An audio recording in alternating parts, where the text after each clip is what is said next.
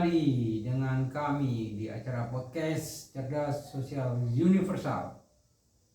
Masih bersama narasumber kami, Kapten Bonar Victor Napitupulu.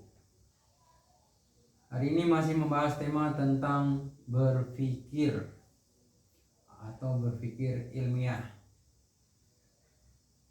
Coba Kapten jelasin apa itu berpikir ilmiah. Iya, berpikir ilmiah adalah suatu cara berpikir teliti, mencari kebenaran hakiki. Bandingkan dengan berikut. Banyak kebenaran yang dinyatakan manusia dan banyak pula mengakuinya. Akan tetapi, kalau tidak dapat diterima secara logis, rasional, empiris, sudah pasti tidak akan mencerdaskan masyarakatnya. Berarti adalah pembodohan agar masyarakatnya patuh dan setia mendukung segala kebijakan sang pemimpin yang menyatakan ajaran atau dirinya sebagai kebenaran. Nah, itu maksudnya seperti apa itu? Ya, kebenaran seperti ini bukan kebenaran ilmiah karena tidak logis, rasional, dan empiris, dan tak dapat diteliti atau dibuktikan, alias adalah kebenaran relatif atau sepihak yang selalu menjadi sumber konflik. Kalau melalui penelitian atau riset, itu seperti apa? Ya, itu karena menggunakan akal budi dengan nalar dengan rambu-rambu sebagai berikut. A. Penyelidikan yang kritis dan hati-hati dalam mencari fakta dan prinsip-prinsip. Tentu diperlukan kecerdikan dan kecerdasan untuk menetapkan sesuatu guna penelitian secara kritis. Terus B. Menggunakan metode studi melalui penyelidikan yang teliti dan sempurna terhadap sesuatu masalah sehingga memperoleh pemecahan yang tepat. ya, Nah, C. Dilakukan secara sungguh-sungguh dan dalam waktu yang lama serta kritis untuk menemukan kebenaran, dalam kurung critical thinking. Mencari sesuatu secara sistematis dengan penekanan terhadap masalah yang dapat dipecahkan. E. Mengumpulkan fakta menurut metode objektif guna menemukan hubungan antar fakta untuk menghasilkan dalil atau hukum. berarti interrelation. Atau interrelation. Ya. F. Penelitian dilakukan sebagai transformasi terkendali, terarah dari situasi yang telah dikenal serta hubungannya. Seperti cara mengubah suatu unsur dari keadaan original menjadi suatu keseluruhan yang bersatu padu atau direct transformation. Ya. G. Penelitian meliputi pemberian definisi dan definisi terhadap masalah serta memformulasikan hipotesa dalam kurung jawaban sementara, mengadakan pengujian yang hati-hati dan kritis membuat kesimpulan untuk menentukan apakah cocok dengan hipotesa atau evaluated conclusion. Metode yang digunakan itu boleh saja ilmiah atau tidak, tetapi pandangan kritis dengan prosedur sempurna serta dengan sistem asuhan. Nah, penelitian ilmiah yang seperti apa tuh?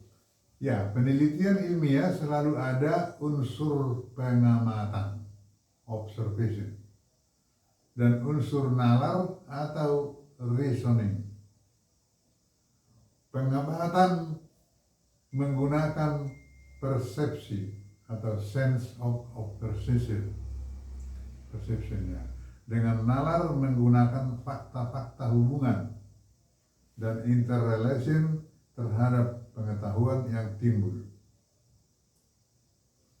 secara deduktif dan induktif, empiris dan rasional.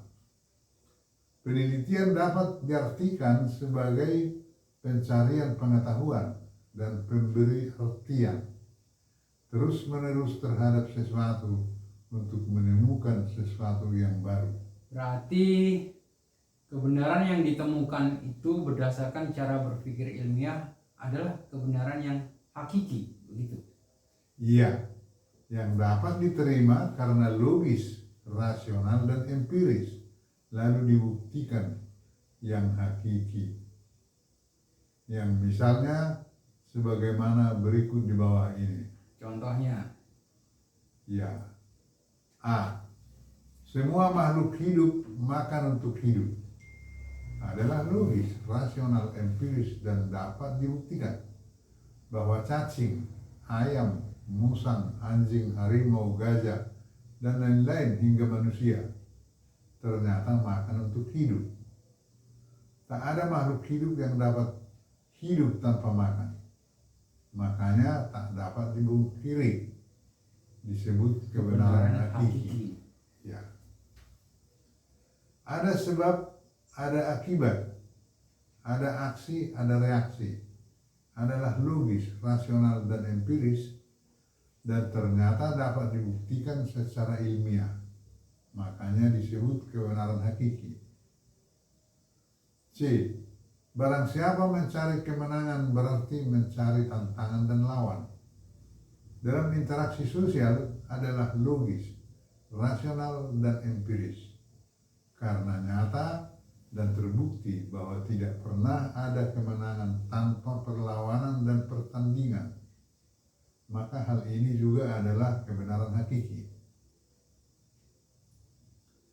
Bukan berarti tidak boleh mencari kemenangan, karena kemenangan itu memiliki dua sisi. Sisi yang pertama? Yaitu sisi jujur dan sisi curang. Kemenangan berkompetisi yang dibarengi aturan jujur mencapai prestasi demi kemanusiaan adalah peradaban modern, sedangkan kemenangan curang adalah peradaban kuno yang merusak kemanusiaan dan alam, yang dapat disebut sebagai setan, egoisme, eksklusifme, chauvinisme. Nah, yang kekerasan selamanya melahirkan kekerasan, maksudnya seperti apa itu, Kapten?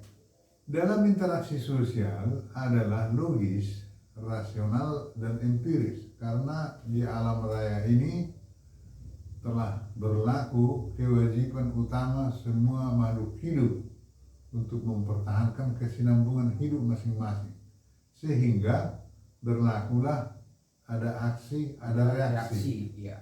Sudah terbukti sepanjang masa, maka hal ini juga adalah kebenaran hakiki.